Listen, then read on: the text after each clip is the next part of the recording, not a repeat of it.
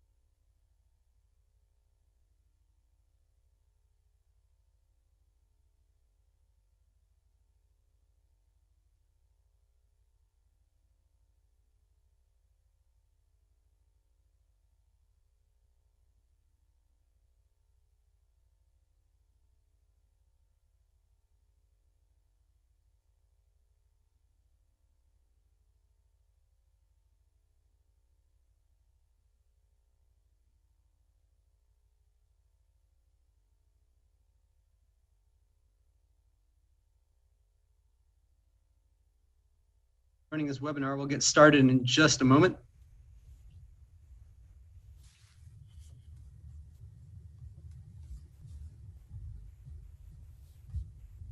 Give people one more minute to get on.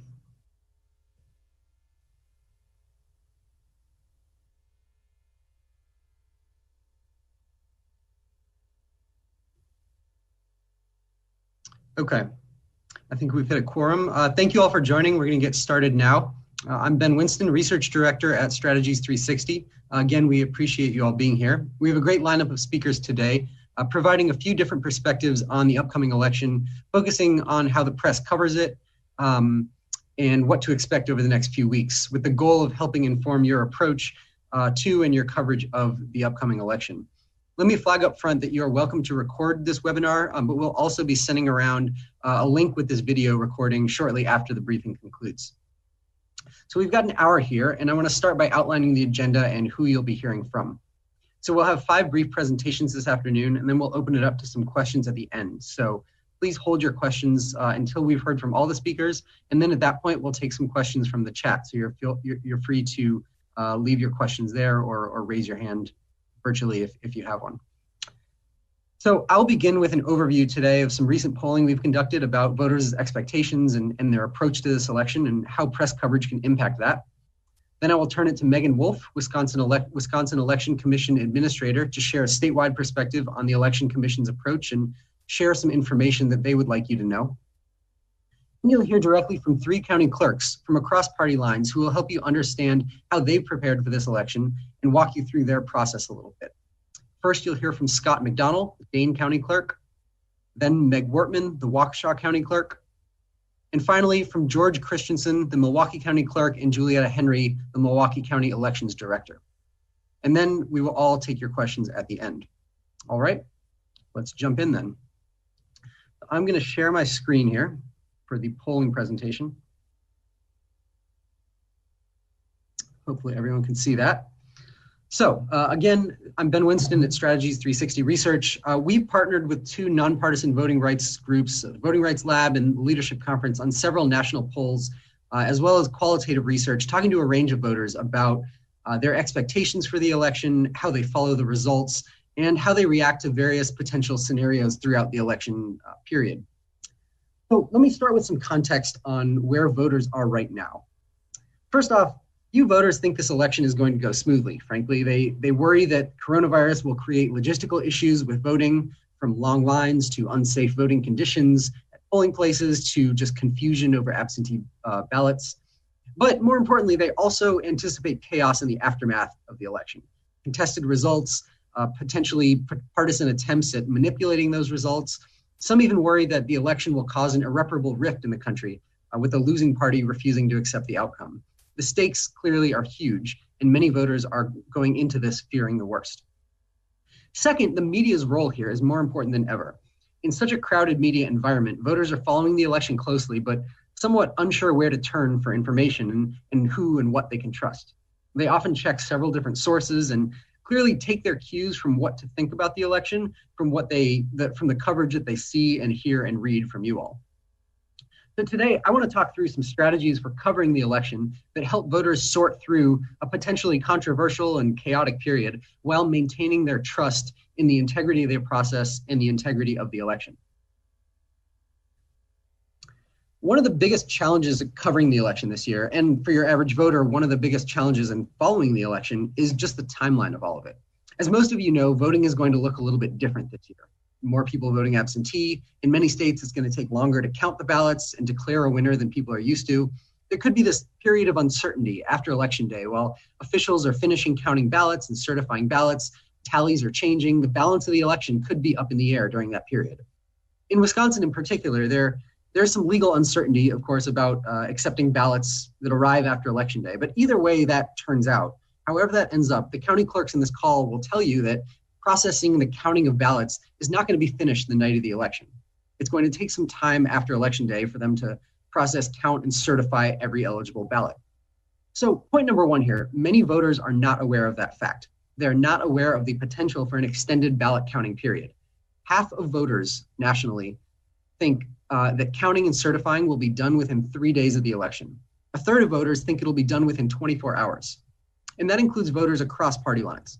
This isn't a partisan thing. Many voters have simply not gotten the memo that things could look very different this year. And there's a consequence to this lack of awareness, these errant expectations. If we hit this period of uncertainty and an extended ballot counting period, which is a very real possibility in a close race, voters lose confidence in the process and they lose faith that the eventual results are accurate. And that is a highly problematic outcome for everybody. The good news is it's not hard to shift voters' expectations here. Preemptively explaining why it might take longer to count ballots this year than in the past successfully resets voters' expectations to a much more realistic place, and it increases their confidence in the results through even a lengthy ballot counting process. So in the coming days and weeks, as you cover the election and preemptively start to set voters' expectations for the timeline of results, how should you explain that? How should you do that? What should you say about this counting period? Well, it's pretty straightforward. There are more people voting on absentee ballots. They take longer to count, in part because of the security measures that these clerks have designed to ensure the accuracy of all of these ballots.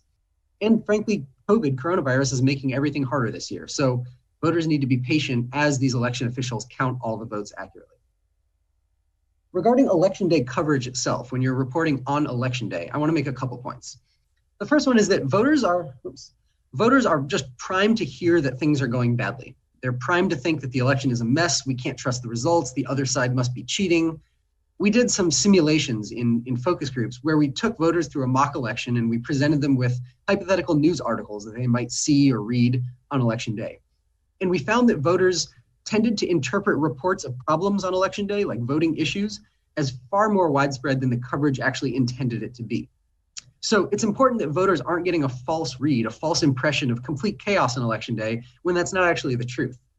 Now, to be clear, I'm not suggesting you cover up reports of problems, or obviously your job is to cover what is going on, what you see fully, openly, honestly, and as you see fit. But you should be aware of how voters are receiving some of this information, especially that negative information, and just be careful to put it in context to avoid giving a false impression that everything is going to help. Second, I suspect you know this, and most of you probably do this already, but voters across party lines beg the media to be cautious about their Election Day projections, given this just unprecedented situation and the ballots that could be left to count. Be transparent about what you know and what you don't know and what is left to come. As part of that, it's critical to be clear and direct on Election Day about the potential for more votes to be tallied in the days after Election Day. Voters shouldn't get the impression that everything's final and put to bed if there's still ballots left to count and things could still change. And finally, after Election Day, in the days after, maybe things are still percolating in Wisconsin, maybe we're talking about other states or even nationally uncertainty. This is a crucial time in terms of maintaining voters' trust in the integrity of the election. The media have a role here in framing this period, this ballot counting period, as being acceptable, understandable, the necessary step that it is. The right way to frame it is that this period allows officials to ensure that every vote is counted and everything is accurate. And voters across the board agree on that concept. It's better to get it right than to rush it. The danger is some voters can be susceptible to bad actors raising doubts about the integrity of this process during the counting period. They can easily start to get suspicious of what they might think is a problematic delay in counting ballots. Why don't we have an answer yet? Especially if their concerns are backed up when they turn on the news. So again, because they get their cues from you all, it's important that you continue to explain throughout this period why it might take a few days and why that's necessary and okay. Now, of course, they may not trust you, the big bad media, about this. And frankly, they may be skeptical if their governor says this, or their secretary of state says this, or any partisan official says this. So our research found that the people that voters do trust the most about this information are your local election officials, some of whom you're going to hear from in a minute, the county election clerks. These officials are the best messengers for this type of information. They know the ins and outs of the process, and they can convey it in a credible, nonpartisan, and knowledgeable way. So we'd love for you to hear directly from them about the process and about their work so that you can pass that on to voters. So just to wrap up, a very quick summary here. Before the election, please help set expectations up front, because voters right now don't realize that the timeline is going to look different this year. Many voters don't realize that. On election day, be cautious about projections and be clear about ballots yet to come. And then treat the ballot counting process after election day as the necessary step that it is, not some bad, suspicious thing or a delay. And through it all, rely on the people on this call and others like them to help convey this information to voters in a very credible way. So that is the polling presentation there. I'm going to turn it over to our next speaker, Megan Wolfe, the administrator for the Wisconsin Election Commission. Megan? Great. Well, thanks, Ben, and thanks everyone for being here today. I feel like we've had lots of opportunities to talk this year, and as I've said in my briefings and whatnot, I'm very appreciative of the media's role in this. I think, transparency is key in elections in all things. And I think having opportunities for us to talk and for us to make sure that we're exchanging and coordinating information so that you can write stories that contain facts is incredibly important. And why I and a lot of my fellow election officials take so much time out of our day to talk to the media and to engage with you all so that we can get that information out there to the voters. So thank you for the role that you play. It is an incredibly important role, and the fact that you're continually willing to engage in these types of discussions and events, I think is really telling about your commitment to getting out the facts. So thank you very much for that. You play an incredibly important role in making sure Wisconsin voters have the correct information. So from a state perspective, things that we have been trying to make sure that the public is aware of. I think that making sure that people know how the process actually works.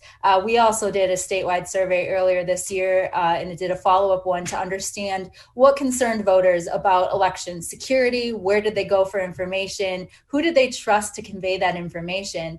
And we found that voters were hungry for facts about elections. They're not interested in hearing me or anyone else say that elections are secure, they're safe, they're great, don't worry about it. They want to see how. Right? They want to understand the mechanics of elections, the facts about elections. They want us to lift up the hood and show them exactly how things work. And so I think we've been really committed, as have our local election officials, to exactly that, giving people information about elections.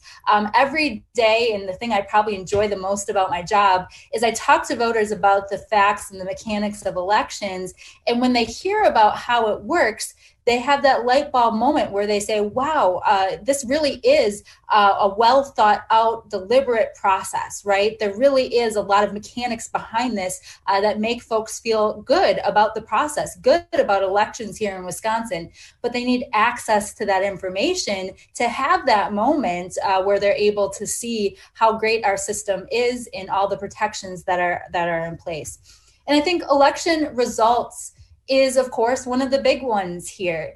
I would kind of contest, and I think that it's really important to get out there, that election night results are never official. Never in the history of elections has an election night had official results of an election. That is not a thing, but voters don't know that, right? They don't know all that goes in to certifying the results of an election.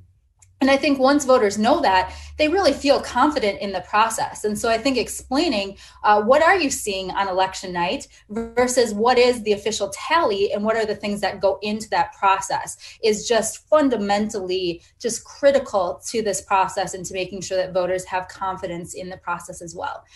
So as many of you probably know, but we'll go through quickly, there's 3 levels of certification before results are ever official on election night. It doesn't matter if we're talking about a primary election that's happening in February. It doesn't matter if we're talking about a presidential election. All of them require 3 levels of certification before we ever know the official results of an election. So each municipality is first required to certify the results. So that means they're looking at the poll books and they're making sure that they have the same number of signatures as they have issued ballots on election day. They're looking at their absentee log to make sure that the same number of absentees were counted. They're reconciling any problems that might happen. And they're making sure that they have confidence in every single vote that was cast in that municipality before they certify. That's all public, and I'll get more to that in a bit too. But every step that I'll describe is not only done, to ensure the confidence in the results, it's done in public. It's something anybody can come watch and see happen in their communities. Once the municipality has done those checks, it then goes to the counties. The counties are going to do the same. They're going to make sure that everything makes sense, right? Is the number of ballots that was cast, does that make sense in terms of the number of absentees that were issued, in terms of the number of registered voters we have? If they have questions about the process, they send it back to the municipality to continue to do that reconciliation. That's not often needed, but it's an option in those circumstances if they do find something, because that's where we want things to be found, right? And is during the certification process. And then once the county certify, it comes to the state. And we do the same thing, only a little bit more from a macro level. We're looking at all of those totals that are sent to us. We're looking at the registered voter population. We're looking at the number of absentees that were issued. And we're making sure that all those numbers make sense, that somebody didn't accidentally transpose a number. There's not an extra 0 in there. We do our checks there as well. And if there's questions, we go back to the county and the municipality. All those things always take almost a month. This election will be no different, right? We're not going to lessen our requirements, the legal standards for what needs to be done to certify election. All those things still stand. And I think voters need to be aware of that. Anything you see on election night, that is never official, and it never has been official. When you're hearing declarations of who a winner of a contest is on election night, those are unofficial. In a lot of ways, those are estimates being made by the media. That's not coming from an official data source. And there's things like provisional ballots, right? Provisional ballots, if somebody doesn't have a photo ID, that voter has until the Friday after the election to bring their photo ID back to be counted. There are also other things like the post-election voting equipment audits that have to happen across our community. So while those results are being certified and going through all those checks, the communities are also being randomly selected to audit the totals of their voting equipment. So 5% of the voting equipment in use in the state is audited randomly after the election to basically make sure that the hand count of those ballots matches what the voting machines tabulated. And again, those are all things that I think voters really gravitate towards. They really think help make our process better, and they certainly do. But I don't know that they realize that all those things have to happen before the results can be certified. And I think once people realize that, it makes them understand why sometimes it takes so long for us to have official results of the election, and why we don't want to rush any of those things, right? Nobody wants us to rush through those things. Our job as election officials is to come up with an accurate tally, right? That's our job. And, none of us are going to sacrifice making sure that that tally is correct and accurate, and that it's transparent and public for speed. Those are all things that take time. And as you have more absentee ballots, those things are going to take time as well. So I think voter education has been huge, is just letting voters know that all of these things happen why they happen, how they're required by law, and also how they can watch, how they can be part of the process. Elections don't happen in the dark. Nothing in elections happens in the dark. Nothing in elections happens behind a locked door. They're all publicly noticed, publicly observable processes in every single community. Within walking distance from about every single voter, there are opportunities for you to watch elections in front of your eyes. Absentee ballots have to be counted at the polls on election day during the time frame when the polls are open, when that meeting is publicly noticed. Because again, just like regular ballots being cast at the polls on election day, absentee ballots are counted at the polls on election day or at a central count facility where the voter's name and address is announced, just like as if they were there, where there's opportunities for the public to be involved and challenge if that's appropriate. I mean, all these things are public every step of the way. So if a voter has a question about the process, I also encourage them to get involved. I think in observers, I think voters checking their records, checking the process is also a critical part of all of this, is letting voters know the opportunities for them to see the process, for them to engage in the process in their communities. These aren't other people making these decisions for you. These aren't other people running your elections. These are Wisconsinites. Every Wisconsinite has the opportunity to get involved in this process. And I think voters need to know about those opportunities. They're not always the most exciting things to watch. Let's say the pre-election voting equipment tests that happen in each of our communities. There aren't often many people that show up for those things, but there certainly is a lot of skepticism around the process. And so I think the more we can do to educate voters about what goes into the official certification of results and about their opportunities to participate in the process is incredibly critical. We've also done a lot at the state to also change our technology to meet the needs and the expectation of voters in this new COVID world, right?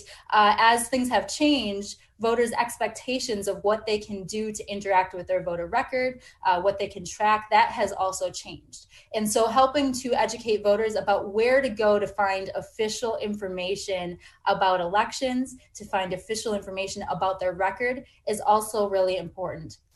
We're seeing a lot of what I'm sure are well-meaning groups that are trying to tell voters about their status of their ballot or their registration. And, they don't get it right a lot of times. A lot of the mailers and the calls and the texts that are going out to our voters, unfortunately, are not accurate and can lead to a lot of confusion. And so helping us to augment the voices of our local election officials, our state election officials, so that voters know where to go for official information. If you're getting conflicting information, I just got 2 mailers today from third parties telling me that I hadn't returned my ballot when I had. Right? And so if I didn't know as much as I do about elections, I might be confused about that. And so the more we can do as election officials, as people involved in the election space, as the media, to educate voters about where to go for official information is incredibly important. Go to myvote.wi.gov.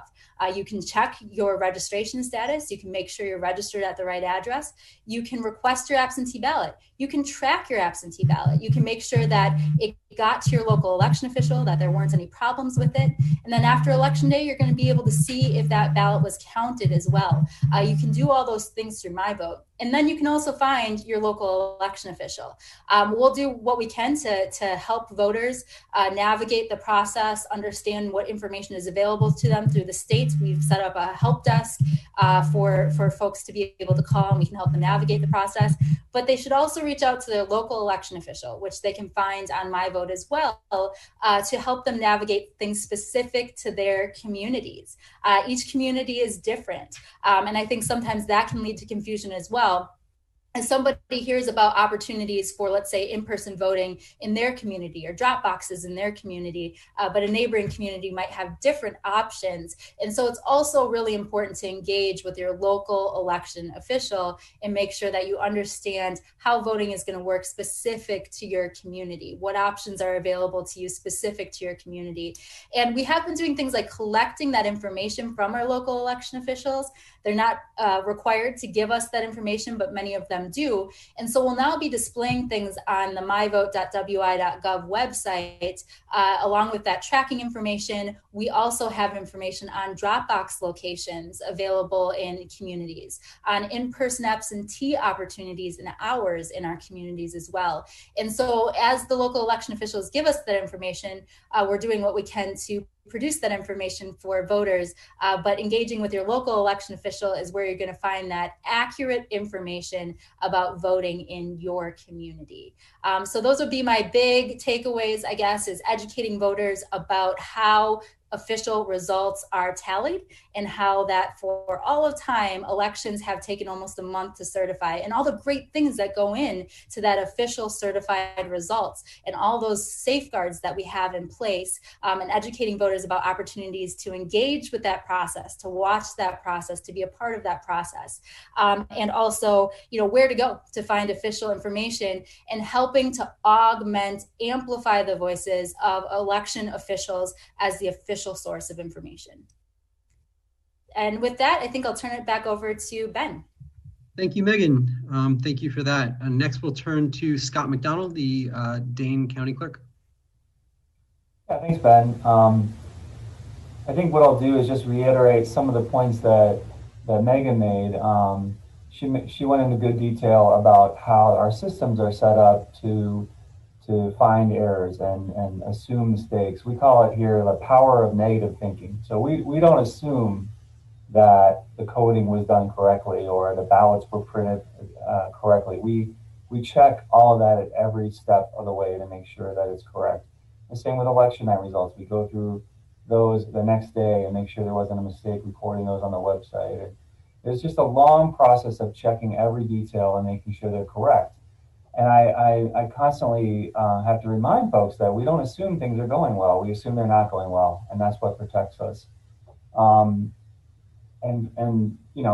have to remind people of what happened in 2016, sort of the same thing, but maybe less so than we're seeing now.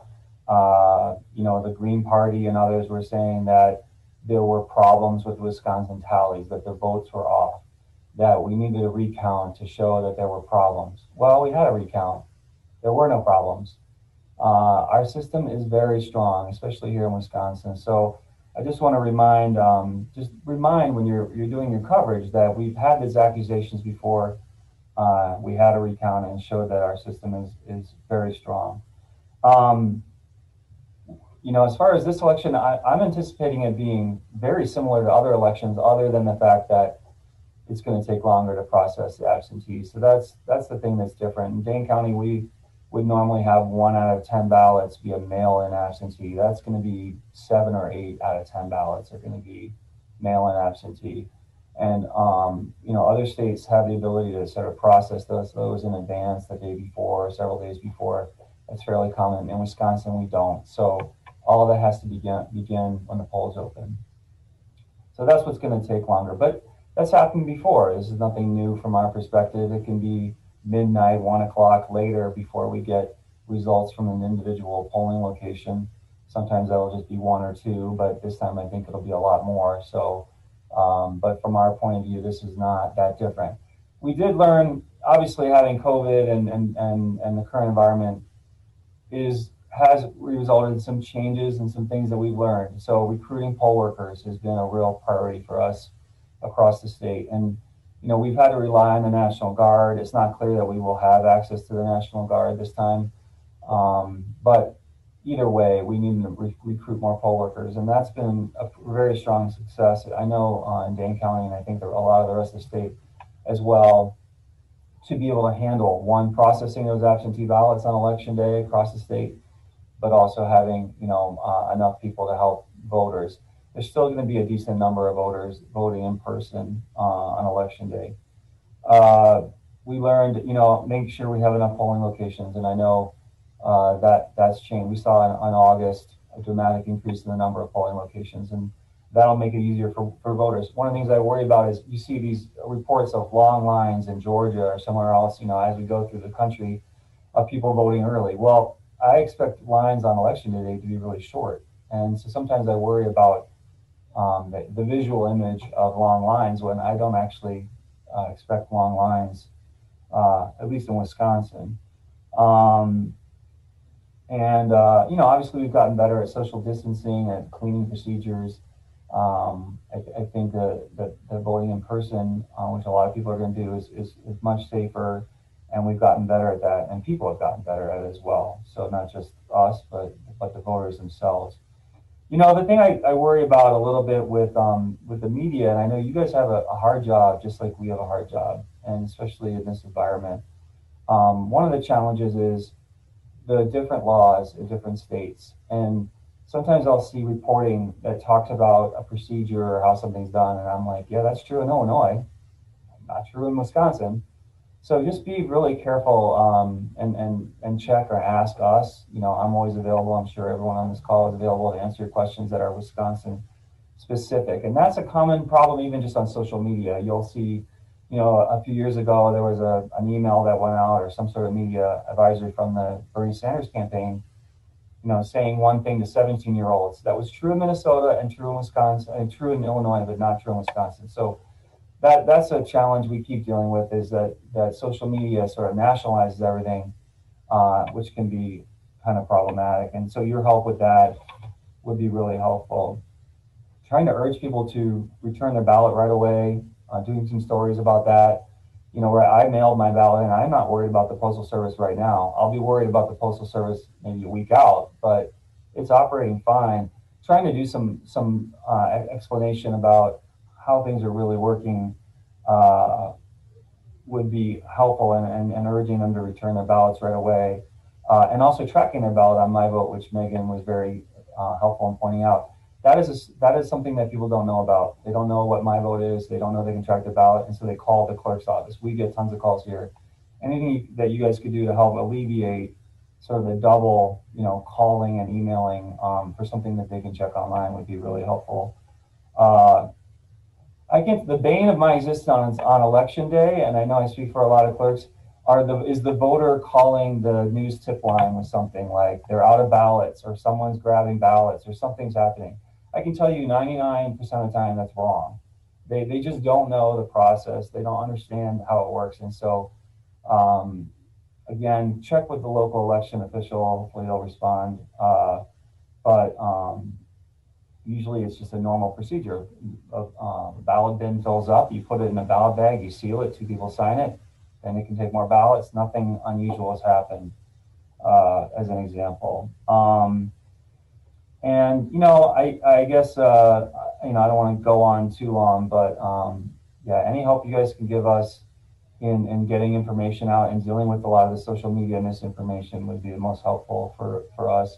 There's going to be observers. We always have observers. The parties always send people to the polls in Dane County. I'm sure a lot of states. It's not really a problem. It's really important that there's observers. I think I'll stop there, and obviously I know you guys will have some follow-up questions. Thank you, Scott. Next, we'll turn to Meg Wartman, the Waukesha County Clerk.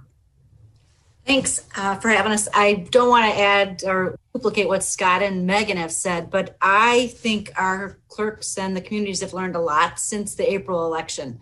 I think the April election and dealing with COVID at that time was a shock to a lot of people. And we just were ill prepared to deal with it. But I think since that time, our clerks have been able to change locations of some of their polling locations, add poll workers, add equipment that will make the November election a lot smoother.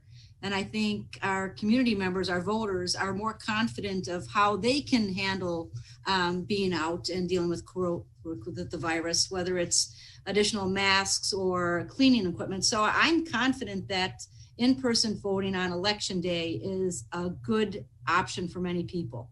So I wouldn't want people to be afraid to go to the polls because I think we're better prepared than we were in April. May there be lines? There could be, but I'm thinking there's going to be more lines, at least for our community, during that in-person absentee voting, which begins on the 20th. And not because so many people are going out, but more so because of the virus and spacing that's going to be in place, that some of our municipalities have pretty small offices. And if they're going to limit the people in to and keeping that at every 6 feet, those lines are going to look and seem long. Our offices just aren't set up for having a large group of people go through. So I just would caution people, and at least when we're making the statements to the public, just when you see some lines for that in-person absentee voting, it's really because most of our offices are distancing, and most of the smaller clerks' offices are not set up to handle that rush of voters. I do think the absentee ballot and getting them in early, like Scott said, is good. We don't want to wait too long. And I think taking advantages of the drop box, if people are concerned about putting them in the mail, most of the clerks in Megan's office has helped with making sure that information is out to the voters to get out for that in-person absentee, or to drop it in the drop box, because that sending it in the mail as we get closer and closer to election day, if the deadline still stands, which I heard that there might be a challenge again today, we want to make sure that people get it in on time.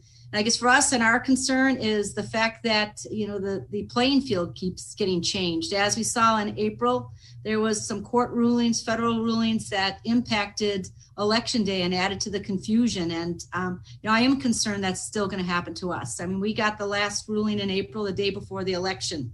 And with all that is going on right now, I sure hope the courts give us a reprieve and don't make any changes between now and then. But I think if you have questions, let us know. I think for reporting results, one of our concerns is that so many of our communities have added tabulators. Those are the voting machines. And they'll be sending us results periodically through the night. So as we start reporting results, it kind of rolls up and changes, and may change a lot through the night. And we sometimes get questions as to why did this one location look like they reported 100% of their results and more results came in later. And that just really has to do with, like we've talked before, about the processing of the absentee ballots. It's a lot quicker to report the results from those ballots cast on election day. It takes longer to produce those results for those absentee ballots. And sometimes those results come out at different times. And so I think for those reporting results, please make sure that you're accurate in reporting that 100% of the results are complete. And it's just not 100% of results from one reporting unit's machine, because there's many machines at some of our reporting units, and that adds to some difficulty and confusion. So I'll stop there. Thank you, Meg. That is incredibly important, and I appreciate you saying all that. Finally, we'll turn to George Christensen and Julietta Henry, the Milwaukee County Clerk and Milwaukee County Elections Director. George, you're on mute, I think.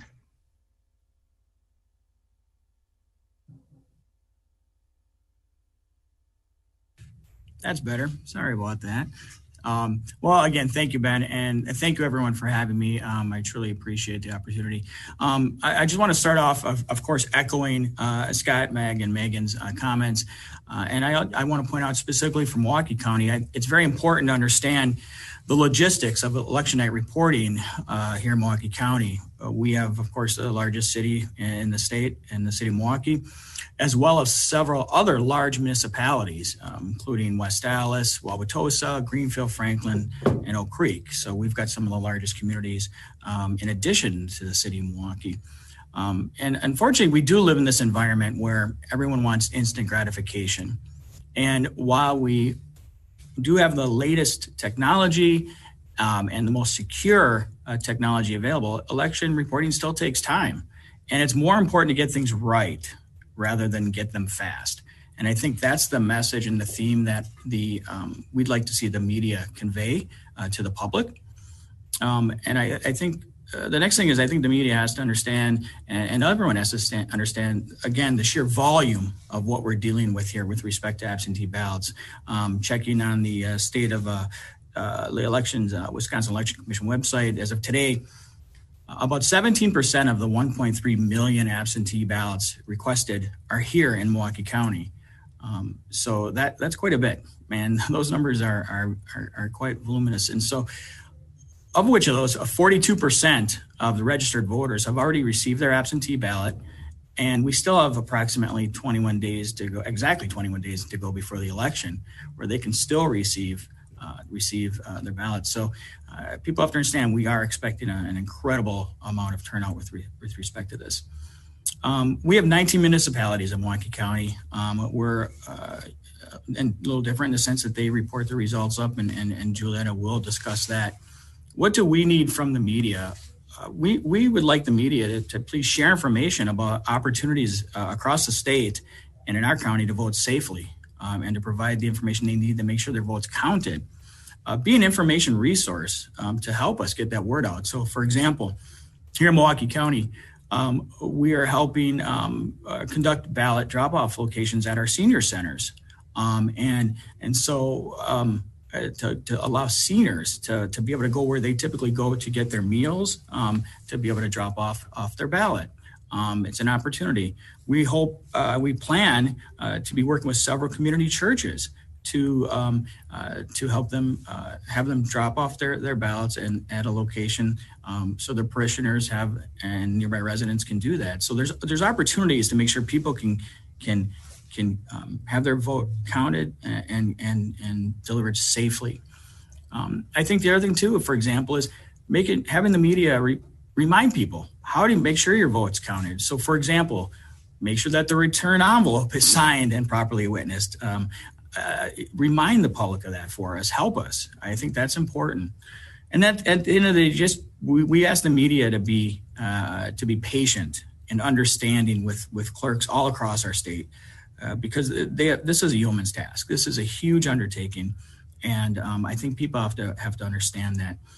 And I also want to press upon and I hope the media will consider sort of, again, the words that Scott had mentioned and others in terms of taking time to make sure the ballots are counted properly and accurately is a good thing. It should take time. Okay, it's appropriate. It's responsible. I think people need to understand that. It's not a cause for concern. It's a responsible course of action by professionals who care about their job. And that's what's important.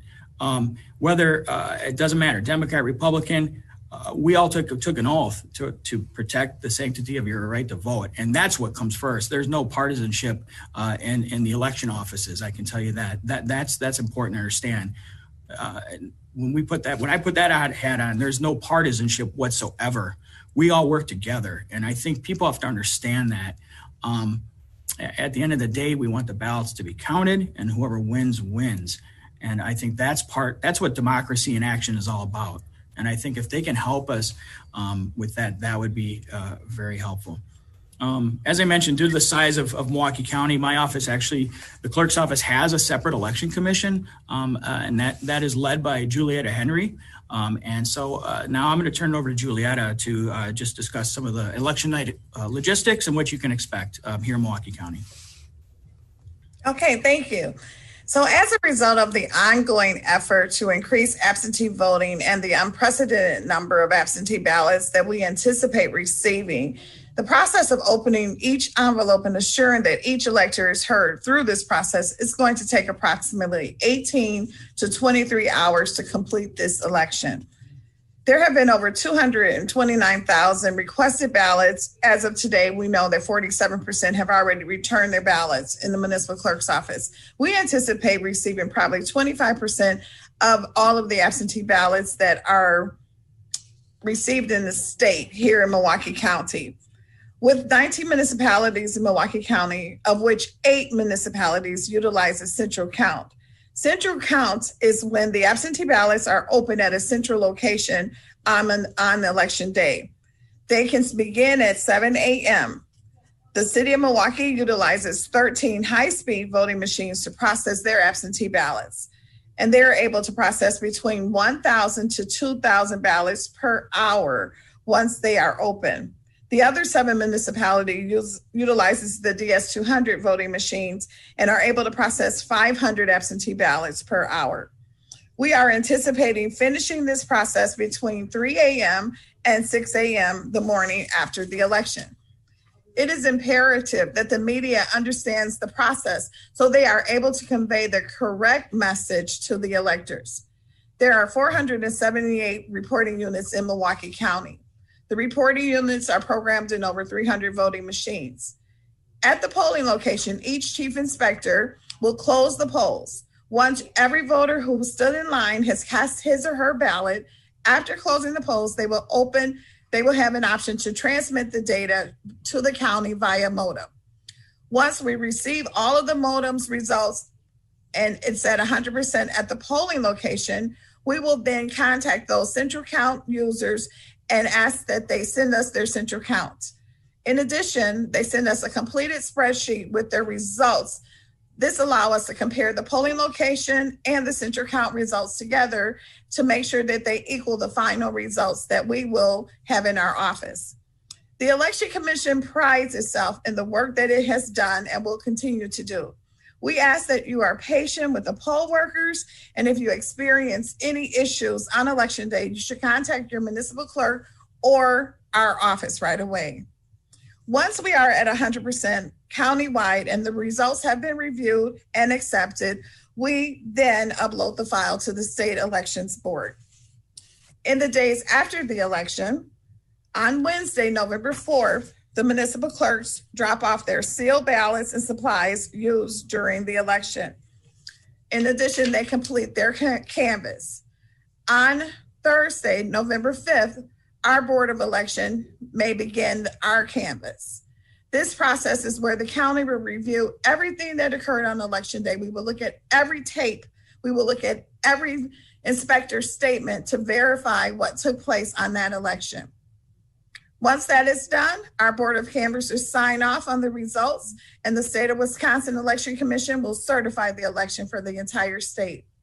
All absentee ballots must be in the clerk's office by 8 p.m. on election day, November 3rd. Therefore, those who have not should utilize any attempt to send their ballots take their ballots to their municipal clerk's office and or mail them right away. We want every vote to count. Make sure you return your envelopes and it is signed and properly witnessed. Witnesses are required to sign the envelope and provide a home address. If either is missing, that ballot can be rejected at the polls. So we thank you very much. Thank you, George and Julietta. I'm going to turn it over now to Jess Herrera at the Voting Rights Lab to take some questions. For those who have questions, feel free to drop them in the Q&A or in the chat, and she will go through them. Yes, thank you. So at this time, we're going to open up for questions. You can either use the Q&A feature or you can raise your hand and you can ask it in person. I am going to kick it off with a question that was asked already, and that is for all of the panelists. Are you concerned that poll workers might drop out if the coronavirus caseloads continue to worsen? And do you anticipate having to close any polling places because of a shortage of poll workers or safety equipment? Well, I'll just go quick. In Dane County, we've been building a reserve pool. We've had a strong response to folks wanting to volunteer as poll workers. So we have a pretty good reserve poll workers developed. I don't expect a change to the polling locations. We've been through 2 cycles now. We know which locations, the nursing homes or others that we can't use. I don't expect that to change, at least here in Dane. I think Waukesha County municipalities feel they're well staffed right now. We have, like many people, kept a list of possible reserve workers. I think the challenge becomes at the end is making sure those reserved workers are trained so they can pitch in at the last minute. So I think that's one of the things we're trying to deal with now is that should we try to train in our reserves. We were fortunate to have the National Guard in the past that took training the day or 2 before the election, and I'm not sure what the plans are for that right now. Yeah, I would just add, we've been working on contingency planning with our local election officials for years now, and they are skilled at it. Our local election officials are resilient, they're resourceful, they find a way no matter what is thrown at them. And I think that they've shown that time and time again, especially this year. So that being said, yes, there may be people that don't show up on election day. They may plan to have a certain pool of poll workers, and an election day comes and those folks may not be available. But we've been working with them, and I know that they've been doing a great amount of work to make sure they have that reserve pool, to make sure that they know who they're going to call on election morning if things don't quite play out the way they anticipated to. They're used to dealing with bad days, unfortunately, and how to deal with that. And, like Meg generously put into the chat, we've been also working with the local election officials to make sure that they have the supplies they need well in advance of election day. So we actually worked with the local election officials ahead of the August election to procure supplies and distribute supplies for the August election and for November, so that they'd have those things in hand as they were recruiting poll workers, as they were talking to their communities about how election day would be safe. And then we did a follow-up order with all the locations in the last month to make sure that they still had the stock they expected and to get any last minute supplies out there as well. And so it's really been a partnership of us all working together to make sure that we're ready and to make sure that we are planning for those contingencies and that we know where we're going to turn in the event of an emergency. Yeah, I'll just quickly add to that. Our municipalities have all reported that they feel very confident with the number of poll workers that they have lined up, and they do have contingency plans, as Megan has mentioned. And of course, the Megan and the WC has been incredible to communicate and help provide additional resources and guidance on that. Excellent. So I'm going to jump into the next question. And this one was actually asked by a couple of folks, and that is, would it be beneficial for election night officials to count and process ballots ahead of November 3rd? Or do you have concerns about that idea? And if so, elaborate. Well, I'll take a stab at this I'm the legislative chair of the County Clerks Association, and we had a bill that we were promoting that had bipartisan support that would allow us to open the absentee ballots and process that the day before the election. Of course, you wouldn't have totals, you wouldn't know what was happening, but we had strong bipartisan support, but it didn't go anywhere. And there were some other ideas that would do the same. But yeah, other states do that. We should do that. There are safe, secure, transparent ways of getting a jump on this, and I don't think this is going to change that much going forward. More people are going to vote absentee in future elections, and it would be nice if we could get some help at the local level from our legislature and our governor. Wonderful. So the next question that we have is, what is the deadline for online and by mail voter registration, or with it almost upon us? Could some of the officials speak to the importance of registering to vote early?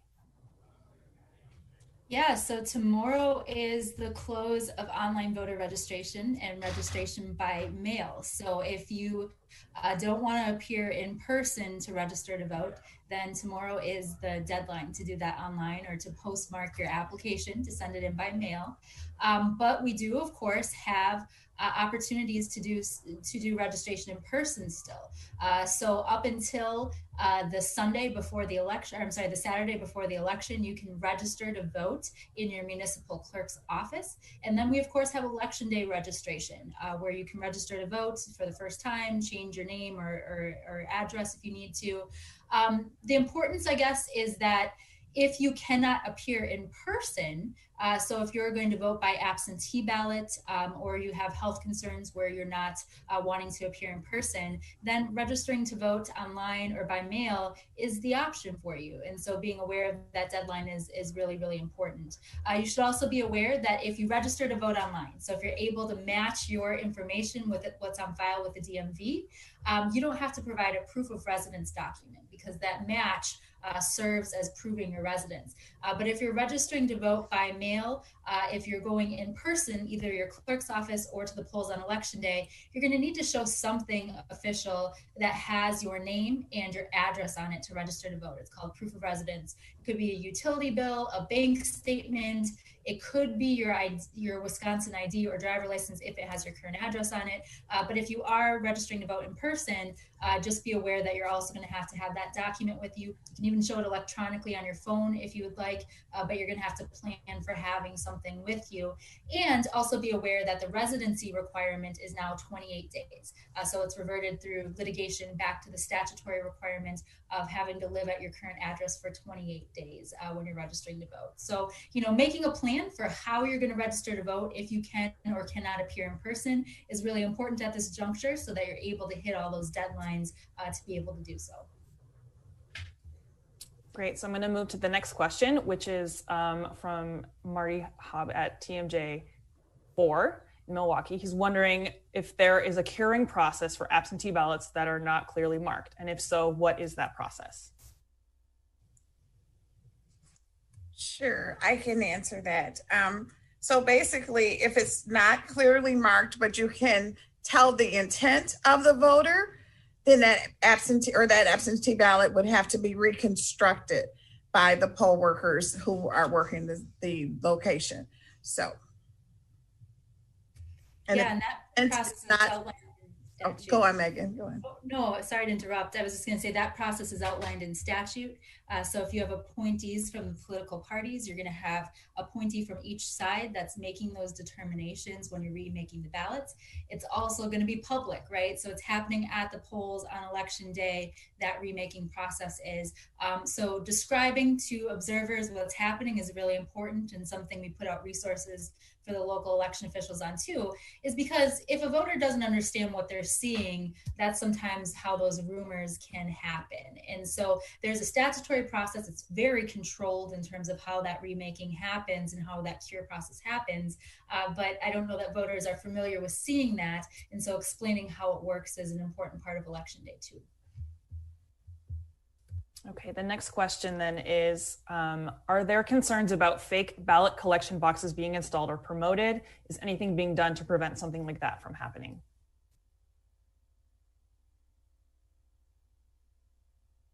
Well, I'll take a stab at it. That question. We have no real tradition of ballot harvesting in this state. I think both parties seem to be in agreement that that's not something that they engage in here, unlike other states. Also, I think if you notice where you've seen, like in California, it's a state where every registered voter had been mailed a ballot, which is different than in Wisconsin. That didn't happen here. You have to request one. You'll get an envelope. I don't expect that to be an issue, but obviously we need to be vigilant and make sure everyone's abiding by the laws of the state. But I haven't seen any indication of that being an issue. Okay, moving on. This question is directed to Megan. So it is specifically regarding absentee ballots and electioneering rules related to absentee ballot drop boxes prior to election day. So more specifically, what laws prohibit or allow political parties, elected officials, candidates, supporters, and others from holding events or being present at or near absentee ballot drop boxes? That's an interesting question. The prohibitions on electioneering apply to both in-person absentee sites as well as election day. Now, drop boxes, that's a little different because it's not necessarily something that is at an election site per se. So the laws don't necessarily extend to those places. However, each municipality has the jurisdiction along with their governing body to establish those drop-off opportunities to make sure that they're safe, accessible, and secure to their voters. And so the municipality would be able to make adjustments to be able to ensure compliance with that. And if it's in a problematic spot where voters aren't feeling like they have access or there's security concerns, the municipality would be able to adjust those offerings. So I really think it's up to each community to establish safe, secure places for those drop-offs to happen. And if there is some problem arising with voters' access to that or concerns about the location, then they're going to need to adjust course to make sure that they're providing those accessible opportunities. All right, so I think we have time for one more question.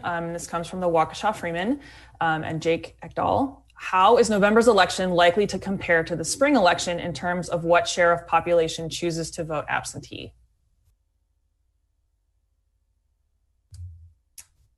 I can speak a little bit from the state perspective and the numbers that we're seeing so far, but each jurisdiction might have some other information to lend.